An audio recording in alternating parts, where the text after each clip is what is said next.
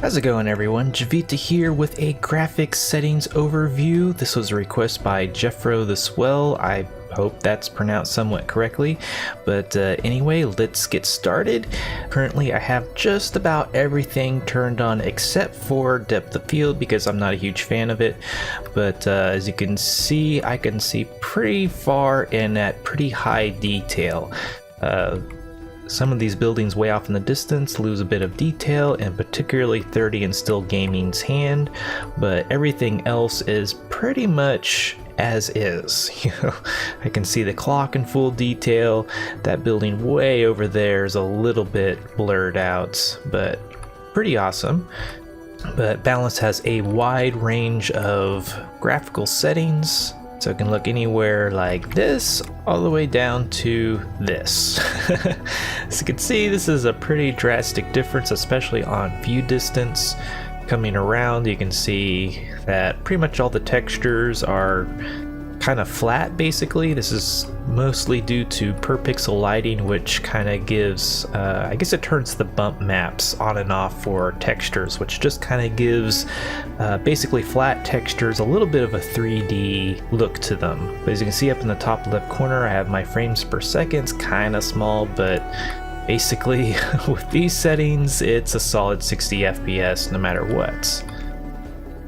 Coming over to the settings, we have some very basic and essential settings right here at the top. It's quite nice. You can change the screen resolution, turn it all the way down to 30%. Looks quite blurry. Strangely enough, this doesn't really seem to improve performance, so I'm not really sure why that is, but I'm no expert at graphical settings by any means. But of course, switch between full screen and windowed mode. And you can also actually hit F11 to do the same thing, to switch between the two states.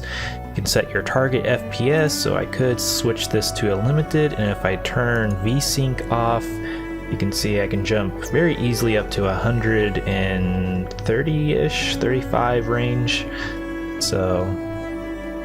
But turning on VSync, that forces your GPU to render frames at the same refresh rate as your monitor. So if you're getting things like screen tearing or just isn't quite smooth, try VSync and that probably will fix your issues. You also have field of view. So turn this all the way up to 110 and it looks a bit fishbowl-y, but you get a wider field of view. I found this particularly handy for grapple parks and trying to grapple in tight locations, and I tried using it on hunts, but I really didn't find it that beneficial. But the default is 90 and that's where I'm used to playing. So also right here we have a target minimum FPS. This is a pretty cool feature in that it will on the fly change all your graphics settings in order to try to maintain this number. However, I do not recommend saying put your target FPS at 60 and then putting your minimum at 60 and then turning everything on max, because it will go crazy trying to change the settings all the time and can actually give you the unstable connection warning and time you out, and don't recommend it.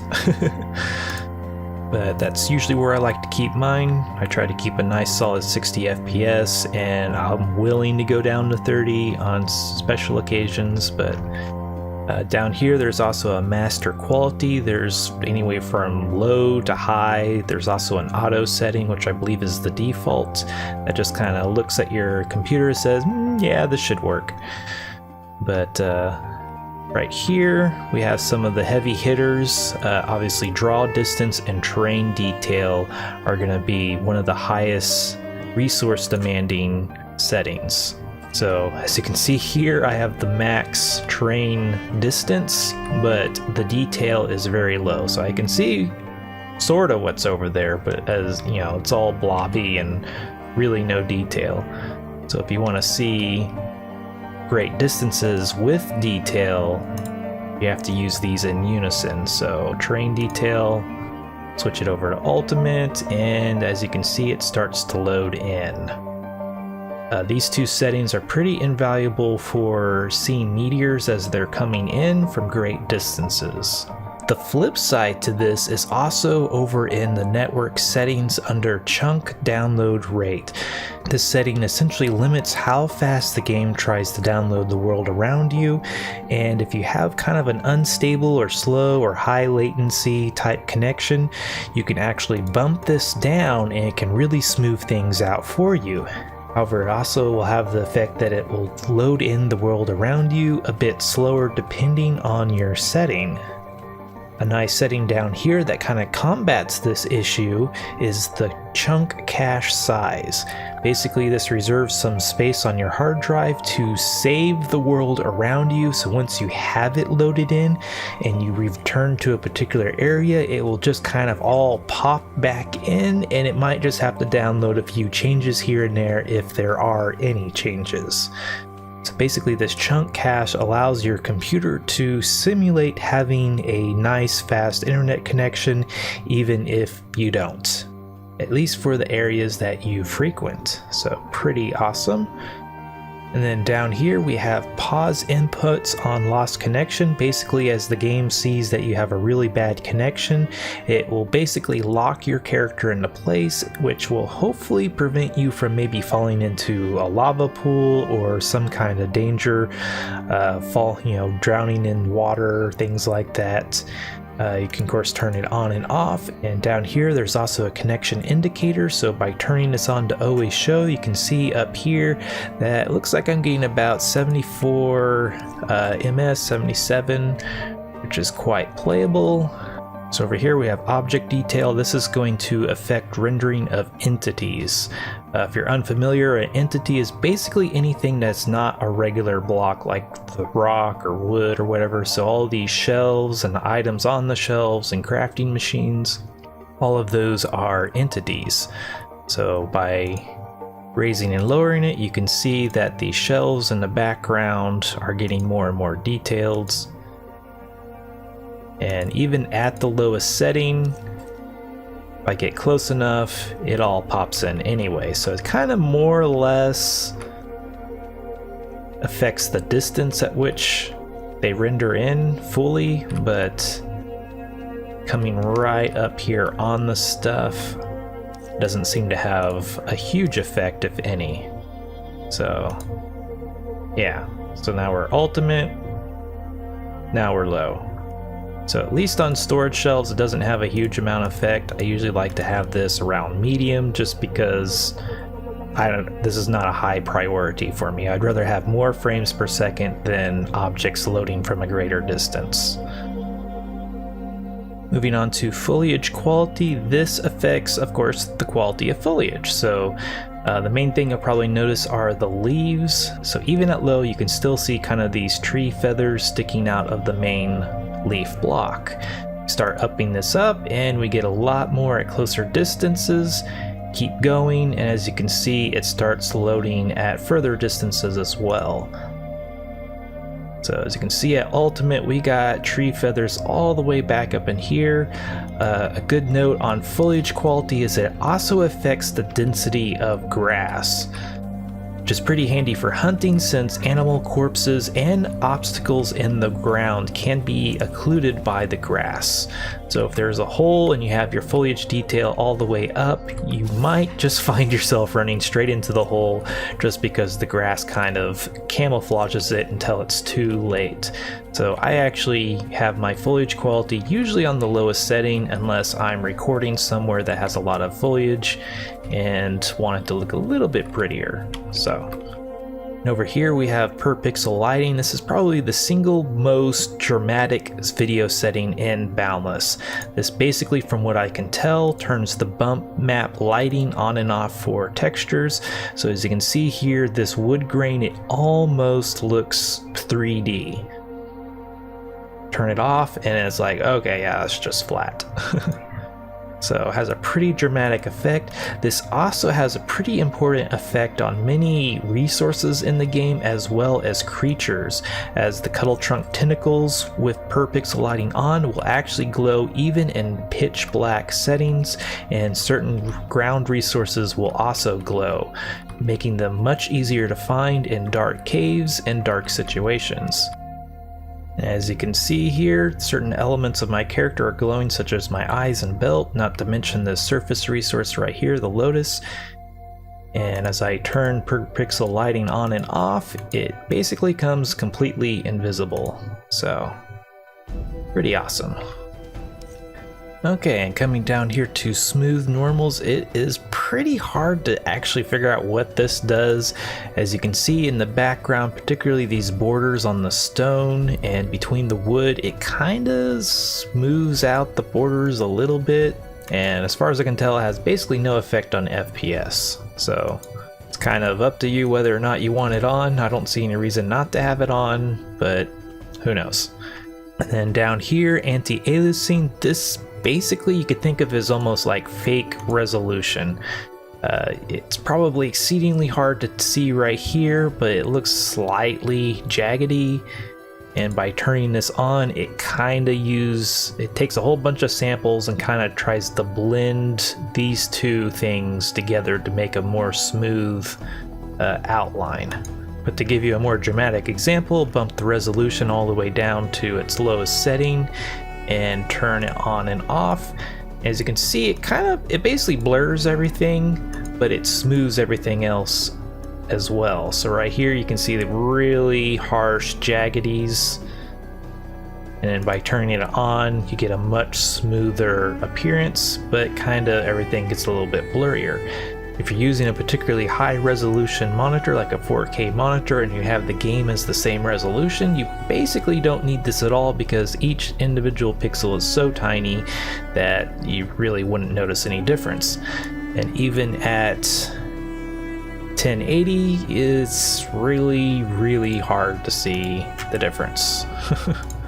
And in fact, it almost looks a little bit better like this just because things are a little bit sharper, but you have slightly more jaggedy edges.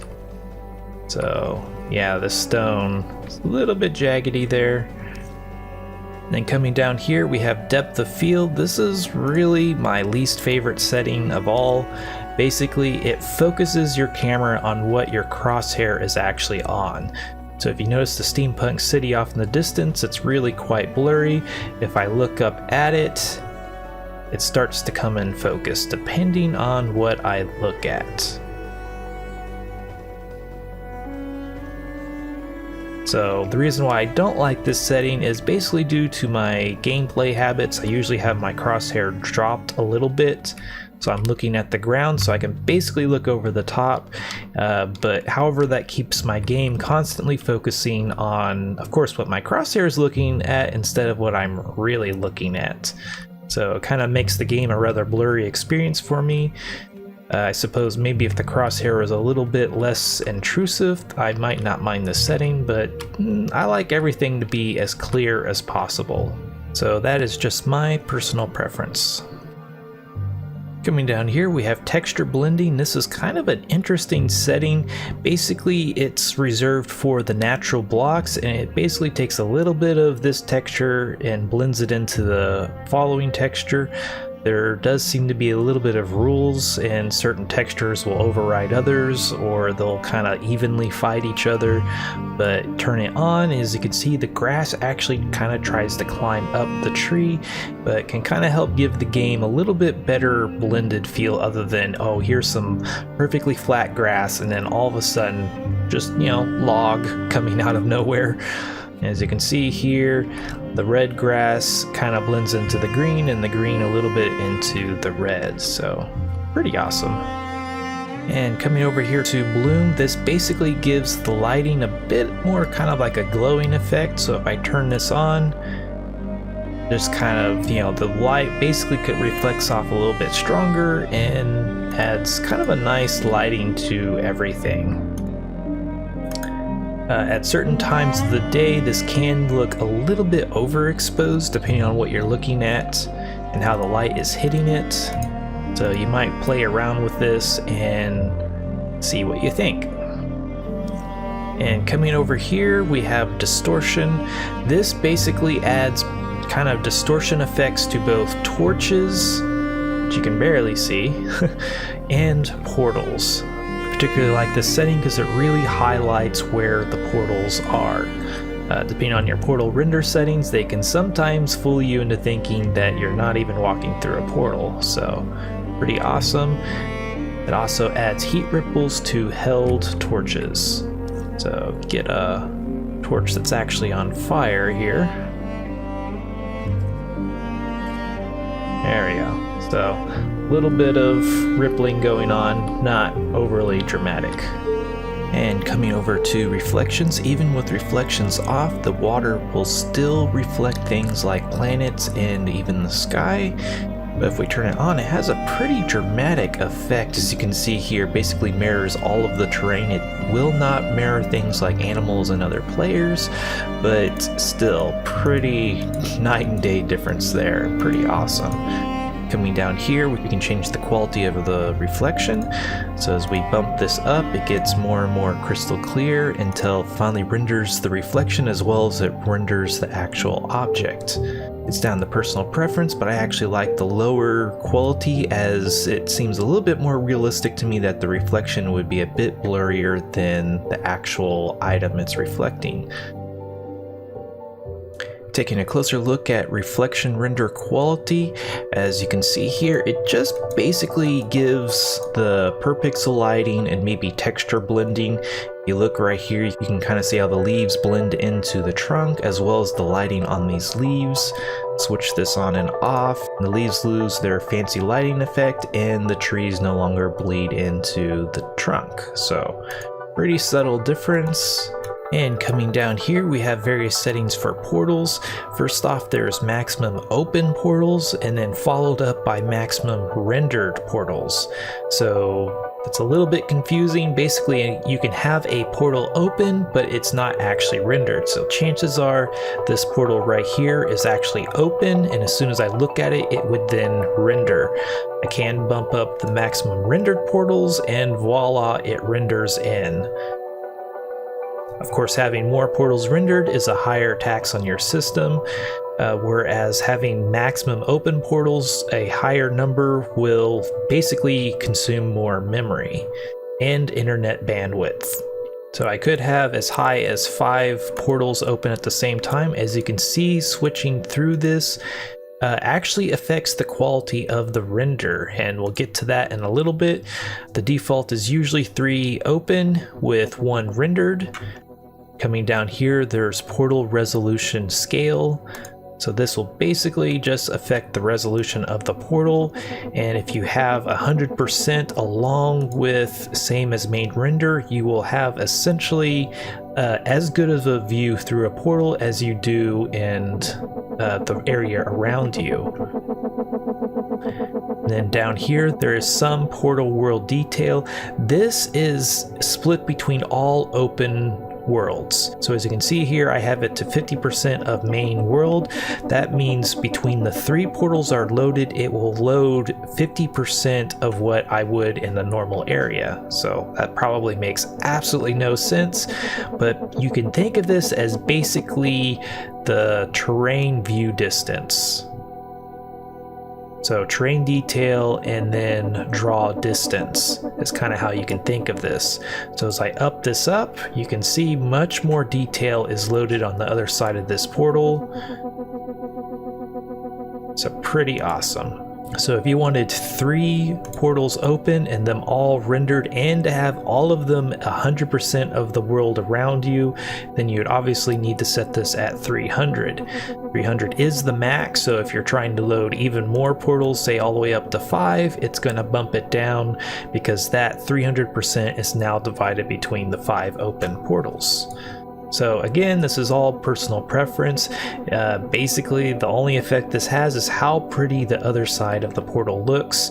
Naturally, as soon as you walk through it, it defaults to all the other normal settings. As you can see here, I can now have these 2 portals rendered at the same time and even have the per pixel lighting available on the other side of the portal. So pretty awesome. So to give a better highlight of the portal render quality, if I turn it to minimum, it basically just turns the per pixel lighting on and off. It probably turns a lot of other settings on and off as well, like smooth normals and whatnot. Those are a lot harder to notice. So generally I actually have these settings pretty low since I'm mostly concerned about what's around me, not to mention it helps highlight that I'm about to step through a portal if it looks kind of crappy. As you can see, as soon as I step through the portal, everything snaps into, of course, the default settings for the normal world. So, pretty awesome.